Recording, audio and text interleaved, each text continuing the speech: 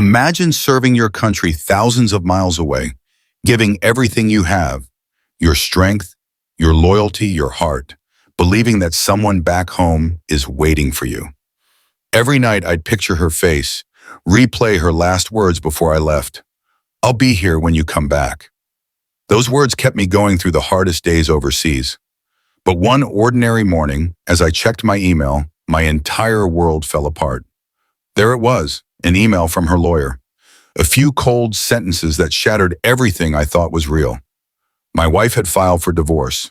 No call, no explanation, just an email. I rushed to check our joint account. Everything was gone. Every dollar I'd earned, every cent we'd saved, wiped clean.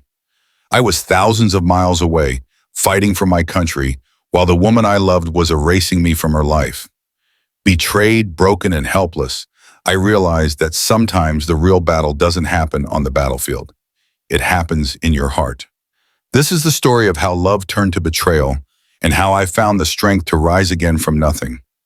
When I left for deployment, I thought my marriage was unshakable. My wife and I had been through tough times before, but we always found our way back to each other. Before I boarded that plane, she hugged me tightly and promised that distance would never come between us.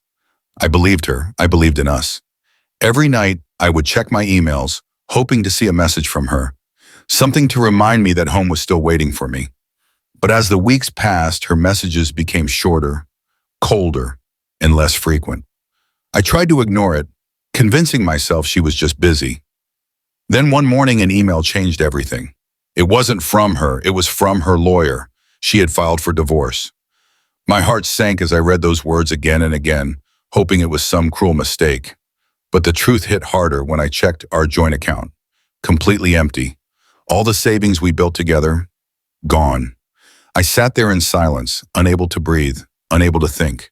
In that moment, thousands of miles from home, I realized I hadn't just lost my money. I had lost the woman I thought would always be there for me. In the beginning, everything about our marriage felt right. We were the couple everyone admired, two people who had grown together through struggles, laughter, and dreams. My wife, Emily, was my anchor. She was warm, intelligent, and full of life. We met in college, built our careers side by side, and eventually bought a small house that we turned into a home. Every corner of that place had a memory, every photo, a story. When I received my deployment orders, I was nervous, but she held my hand and told me she was proud. "We'll get through this," she said, her voice steady, but her eyes full of tears. I believed her without a second thought. Before I left, I made sure she was financially secure. We shared one joint account where all my pay would be deposited while I was away. I even set up automatic transfers to cover the mortgage, bills, and her expenses. I trusted her completely. She insisted I didn't need to worry about anything except my duty. And I didn't, because if there was one thing I was sure of, it was her love. The first few months apart weren't easy, but her emails and video calls made it bearable. She would tell me about her day, how she missed me, how the house felt empty without my laughter. I'd smile, comforted by her words. But then, little by little, things began to change. Her tone shifted. The warmth in her messages faded. She stopped saying, "I love you," as often.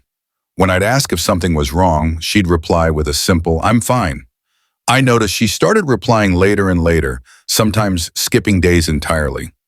I told myself she was just stressed or lonely. I wanted to believe that. One night, during a brief call, I sensed something was off. She seemed distant, distracted, and cold. When I asked what was wrong, she said she was just tired. That conversation lingered in my mind for days. Deep down, a small voice whispered that something wasn't right, but I silenced it with trust. After all, she was my wife. Meanwhile, I threw myself into my duties overseas, trying to drown the unease with work and purpose.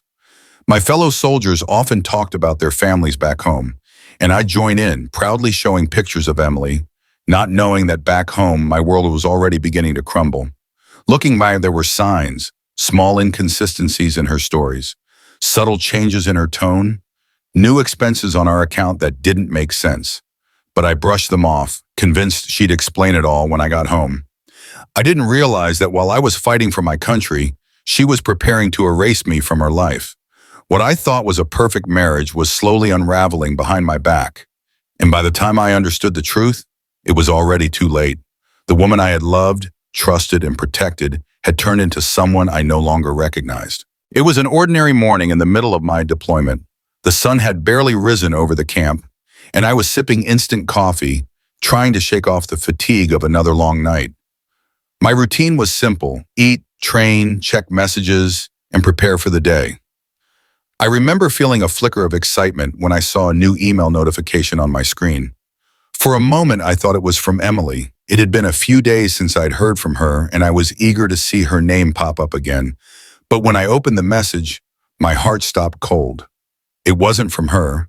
It was from her lawyer. The subject line read, "Notice of divorce filing." I blinked several times, convinced my eyes were playing tricks on me. The words blurred as I tried to process them. The email was short, sterile, and emotionless, legal language outlining the steps of a divorce proceeding. It stated that my wife, Emily, had filed for divorce and all future communication should go through legal representation. No explanation, no personal note, no goodbye. For a few seconds, I couldn't move.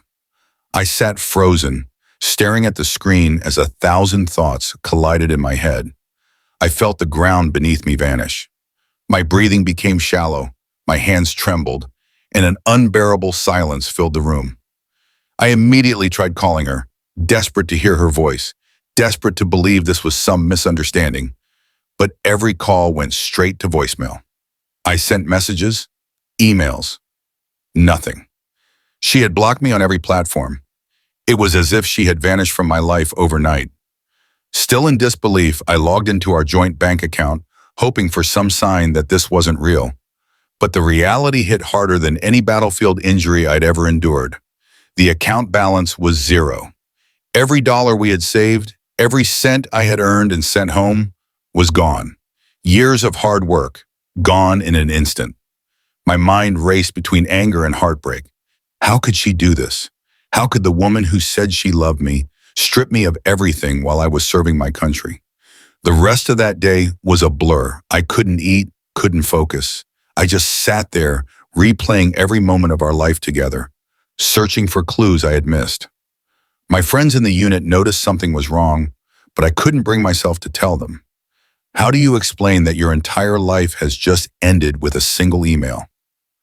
That night, as I lay on my cot, staring at the ceiling, I realized the cruel irony of my situation. I was surrounded by brothers in arms, trained to handle war, loss, and chaos. But nothing could have prepared me for this kind of pain. I had survived combat zones, but I wasn't sure if I could survive a broken heart. That email wasn't just a message, it was the moment my world collapsed. In the days that followed, I wasn't the same person anymore. The moment I read that email, something inside me broke, and no amount of discipline or training could put it back together. My fellow soldiers noticed the change immediately. I tried to keep my composure, to act like nothing had happened, but it was impossible.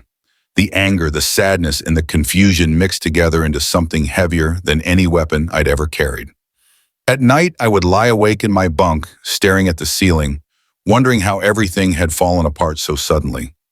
I replayed every memory of Emily in my mind, searching for signs, something that would explain it. The late replies, the distant tone, the strange excuses. It was all there, hiding in plain sight. But love makes you blind, and I had refused to see the truth. Now it hit me all at once. I'd been thousands of miles away, risking my life for my country, while the person I trusted most had been planning her escape. The realization crushed me. Every morning became a battle to get up and keep going. I was supposed to be focused on the mission, but my mind was somewhere else, stuck in a world that no longer existed. I'd see my comrades receiving letters and care packages from home, their faces lighting up as they read words of love and support. I pretended to be happy for them, but inside I was drowning. I had no letters, no messages, no one waiting for me. The person who should have been my source of strength had become the source of my deepest pain. The isolation made everything worse. I couldn't talk to my family because I didn't want to worry them. I didn't tell my superiors because I didn't want to seem weak. So I carried it alone, every thought, every question, every piece of heartbreak. I felt betrayed, humiliated, and utterly alone. Some nights I'd walk outside just to feel the cold air on my face, hoping it would numb the pain. But nothing helped. What hurt the most wasn't the money. It wasn't even the divorce, it was the betrayal. The feeling that I had been erased from someone's heart as if I never existed. The woman who once said she couldn't live without me had found a way to live perfectly fine while taking everything we built together. The emotional fallout was like a slow burn, constant, consuming, and inescapable. I started questioning everything. Was I not good enough? Did I do something wrong? Or had she simply stopped loving me long before I left? The questions haunted me, but there were no answers. Still, somewhere deep inside, a small part of me refused to give up. I didn't know how or when, but I promised myself one thing. I would survive this. She had taken my love, my trust, and my savings. But she wasn't going to take my strength. Not anymore. When my deployment finally ended, I returned home with a heart full of pain and questions that had haunted me for months. I stepped off that plane hoping for some kind of closure, some explanation that would help me understand why she had done it. But the moment I walked into our empty house, I knew the truth would hurt more than I ever imagined. The walls that once echoed with laughter now felt hollow and cold. Her clothes were gone. The pictures of us, our wedding photo, our trips, even the little snapshots on the fridge, had vanished. It was as if she had erased every trace of me from her life. At first, I tried to reach her directly, but she refused to respond.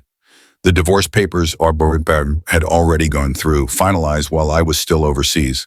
My attorney explained that since she had full access to our joint account, there was nothing much I could do to recover the money she withdrew. I couldn't believe it. I had worked for years, saving every dollar for our future, a future she'd stolen with a few signatures and one email. For weeks, I couldn't focus on anything. I lived in a fog, trying to make sense of how the woman I loved could turn so heartless. Then one evening, a mutual friend reached out. What he told me changed everything. Emily hadn't just left me.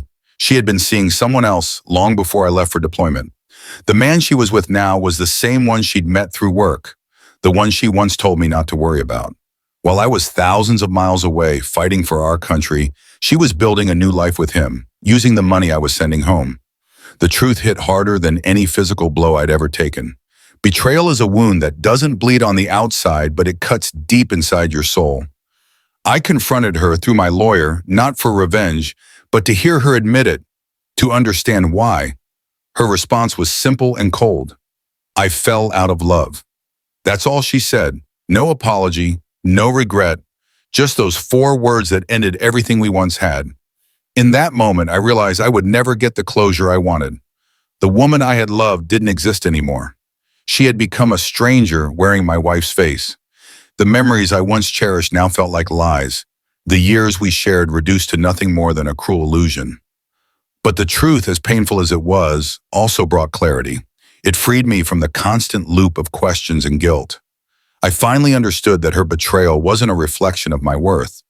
It was a reflection of who she truly was. The moment I accepted that, I began to see a glimmer of strength returning inside me. The truth had broken me, but it had also started to set me free. Starting over was the hardest thing I've ever done. When I came back home, I had nothing left. Not my marriage, not my savings, not even the sense of security I once had. Everything I had built with Emily was gone. For weeks, I couldn't look at the house without feeling a rush of anger and grief. Every room reminded me of her, the life we shared, the laughter, the love that turned out to be a lie. I felt like a ghost living in my own story, haunted by memories that no longer belonged to me. But life doesn't stop for heartbreak. Bills still came, responsibilities still waited, and the world moved on even if I couldn't. So I forced myself to take one small step at a time. I sold the house, packed up what little I had left, and moved into a small apartment across town. It wasn't much, but it was mine, a place where I could breathe without memories staring back at me. I took on extra shifts at work, slowly rebuilding my finances. Each paycheck felt like a small victory, proof that I was still standing despite everything that tried to break me. Still, healing wasn't just about money, it was about finding myself again. I started therapy, something I had never considered before.